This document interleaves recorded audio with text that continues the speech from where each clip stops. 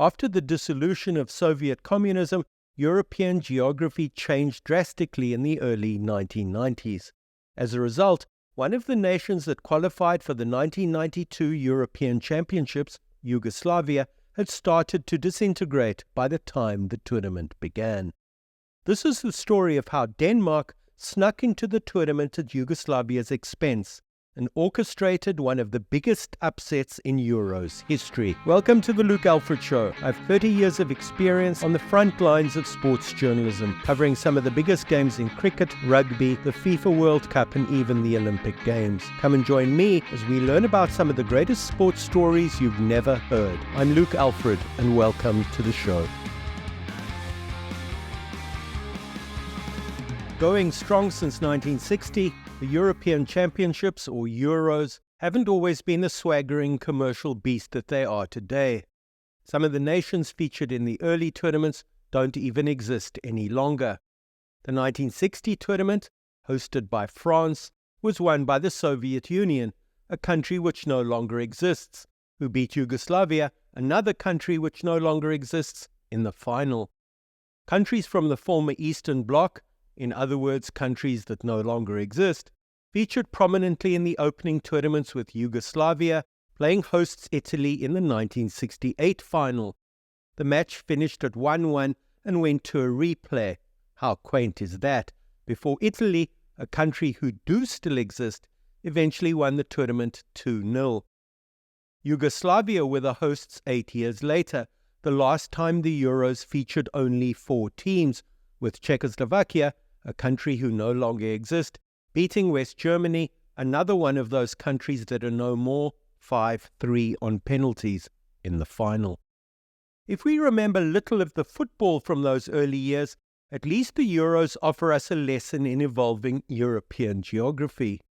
The story of the changing map of Europe is best told by temporarily suspending the Jude Bellingham mania and taking a careful look at the 1992 event in Sweden, a competition which in those days was still confined to 8 teams. Not wanting to be accused of hubris, the Swedes' motto for the 1992 tournament was "Small is beautiful." Not wanting to be accused of hyperbole, poetic license, or creativity set wildly free, the tournament mascot, a rabbit, was called, I'll give you one guess, Rabbit. Pipping Spain for the right to host the tournament, the Swedes offered 4 venues for the 2 weeks-long event. The capacity of one of them was, by today's gigantic standards, a meager 23,000. The Swedes could hardly be accused of not delivering on their mandate, keeping things in proportion, and to use a football metaphor I'm sure you've heard before, getting too big for their boots. Until very late in the piece, neither they nor the Union of European Football Associations, or UEFA, knew, however, who would be visiting them or in which form. This was because of the fall of the Berlin Wall in 1989. Let me explain. As a result of the wall's fall, Germany became reunified, but the USSR and her former allies careered off in opposite directions, splintering into any number of nation-states and ethnic enclaves that had kept their identity alive through the years of communism. In Germany's case, the issue was straightforward, with East and West fusing to form a united Germany. In the case of the Union of Soviet Socialist Republics, however, matters were tricky.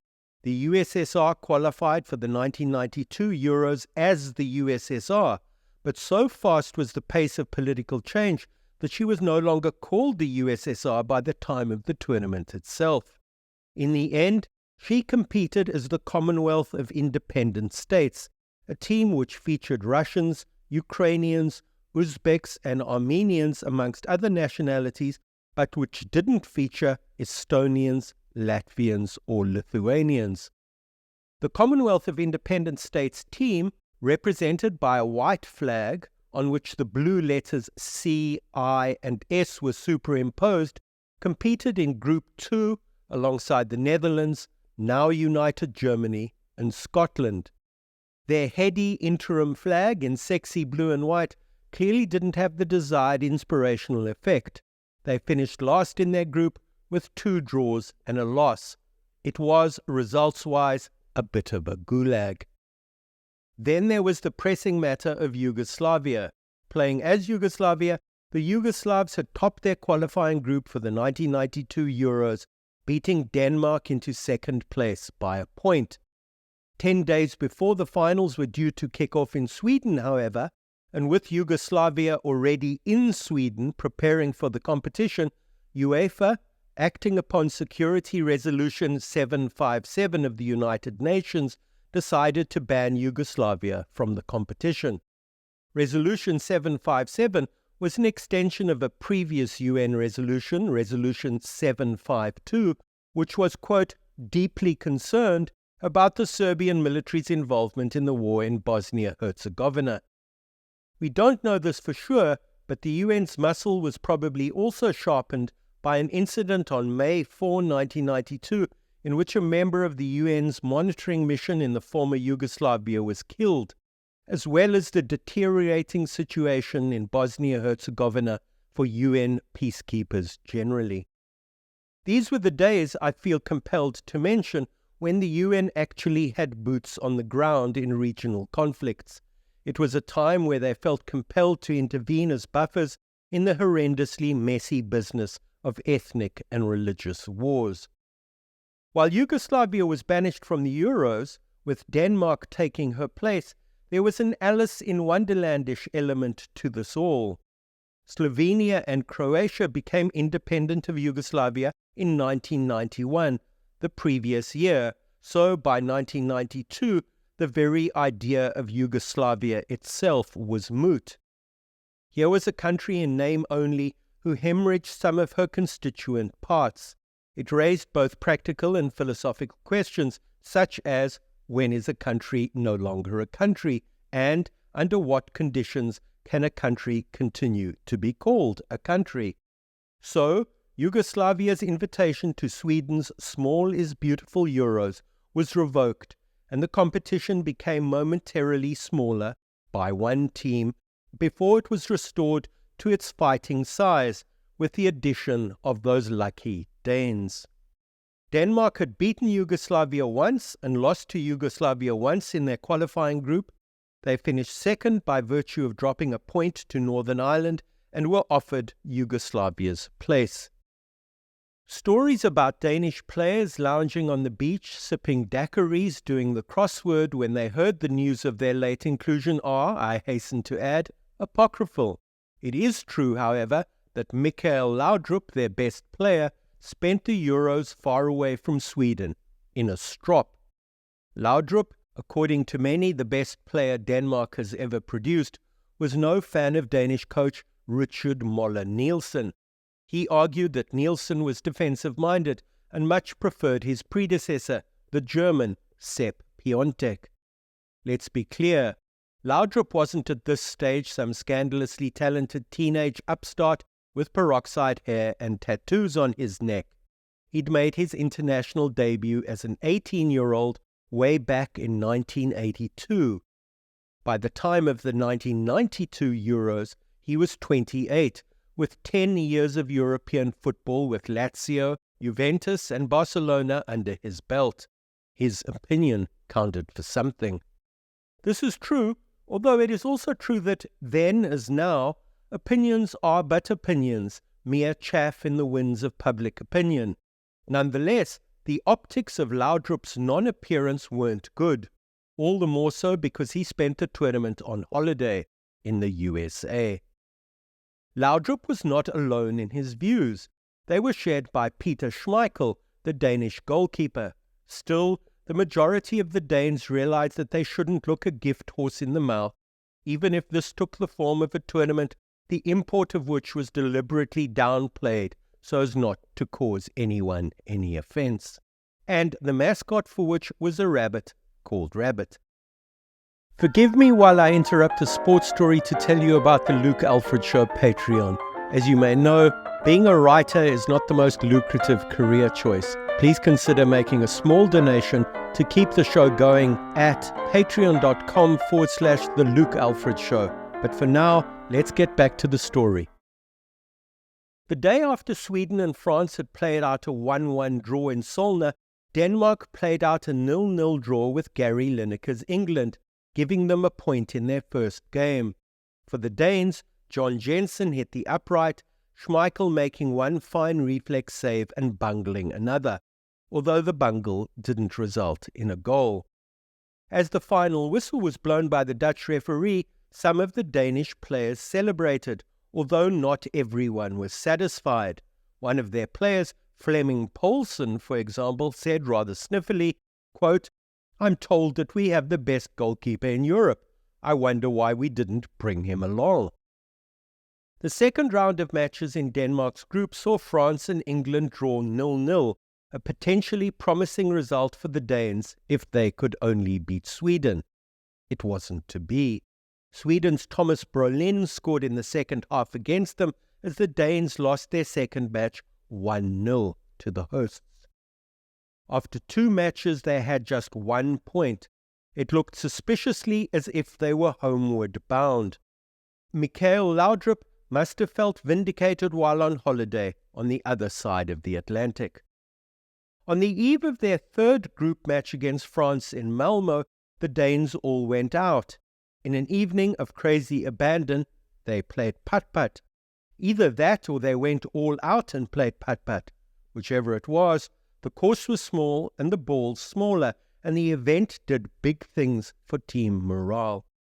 On the day of the match, facing his Waterloo, Nielsen rejigged the Danish formation, making it more attacking.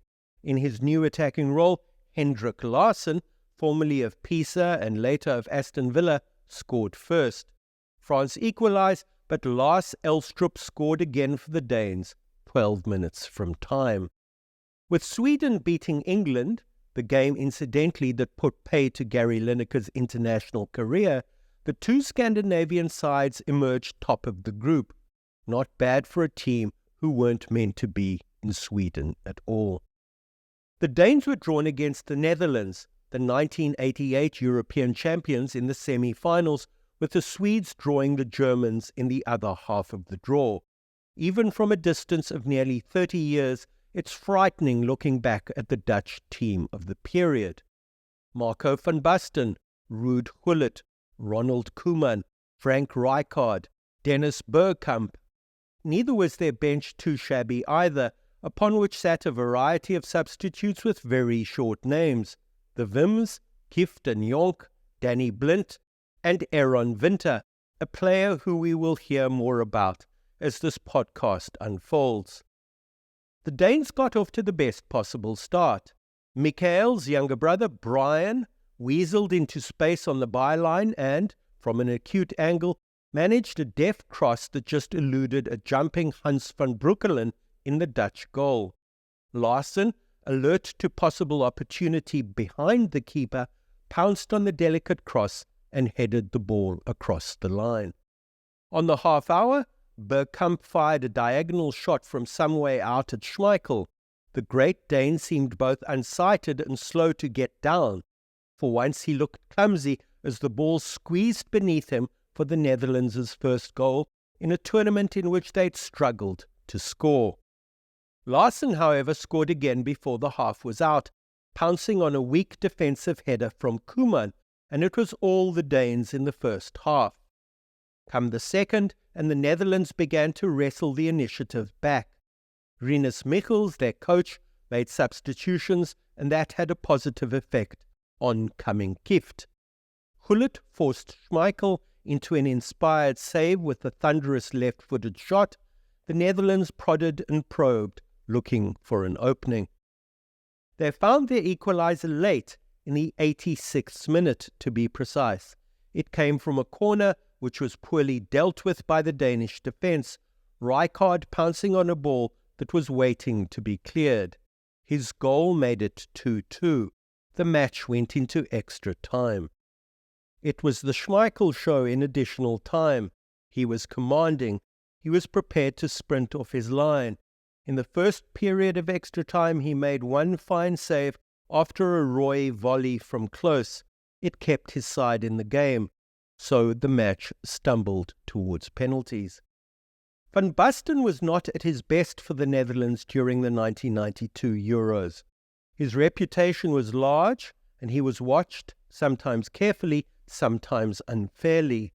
Refereeing was more lenient in the early 1990s.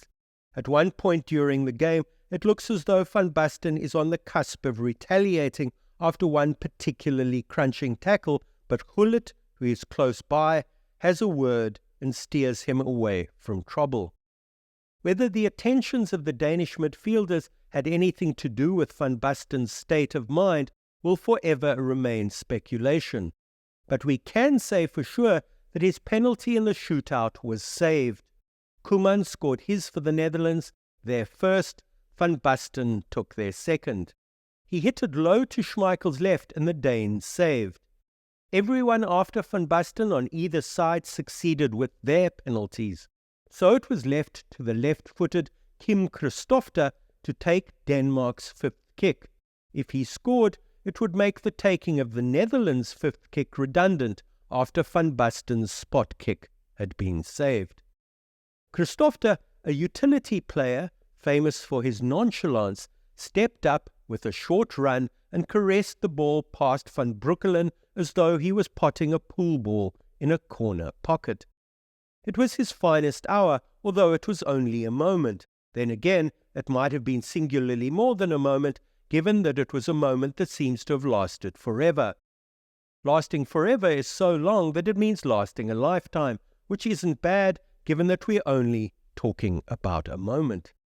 Whether it was a moment, a finest hour, or a lifetime, Christofte's kick has held him in pretty good stead. He only played for Denmark 19 times, with middling periods abroad, but now he was in the finals of the European Championships, on the cusp of immortality. Small was indeed beautiful, or was small beautiful indeed? The Danes played Germany in the final, who beat host Sweden 3-2 in the semi-final, a match whose scoreline gives the impression of being closer than it was. The final is remembered for many things, but most of all it is remembered for the purple and yellow tracksuit top Germany coach Berti Vogts wore on the touchline. While watching the highlights packages, you want to watch the action, to replay the two Danish goals, but so mesmerizing is Vogts' choice of touchline wear that your eye keeps on being drawn back to the sartorial horror. Gallingly, Vogts seems unconcerned. It's almost as if he's daring you to be outraged. He watches the action before him, concentrating, apparently unaware of the faux pas on his shoulders. On closer examination, we realize that, unconscionably, the German coach's purple and yellow top has elbow pads. These are yellow, a mocking yellow. It casts a blight on an otherwise festive occasion and happy day.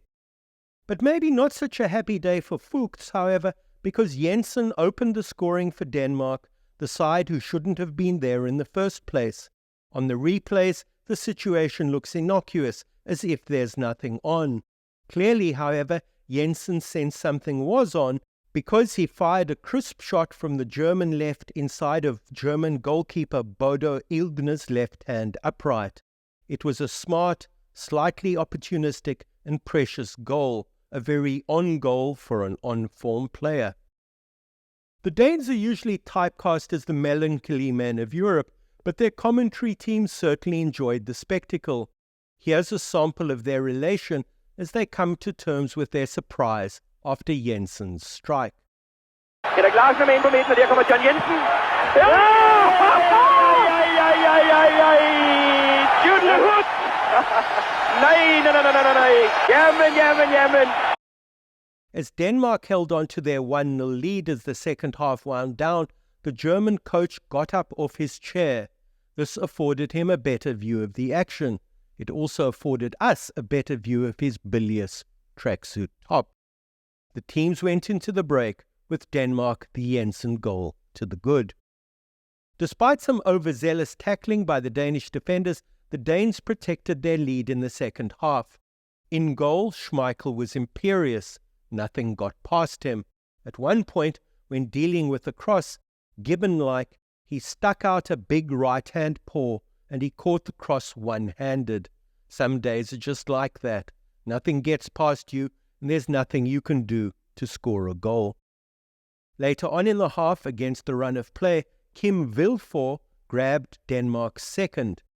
His shot deflected off the German upright to achingly cross the German goal line. Again, the Danish commentators dispensed with their customary reserve and gave it all they had.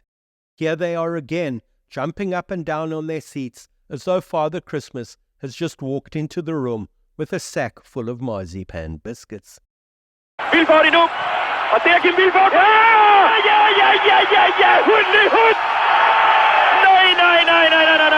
Det er løgn, Preben. Det passer ikke. Kukker det op.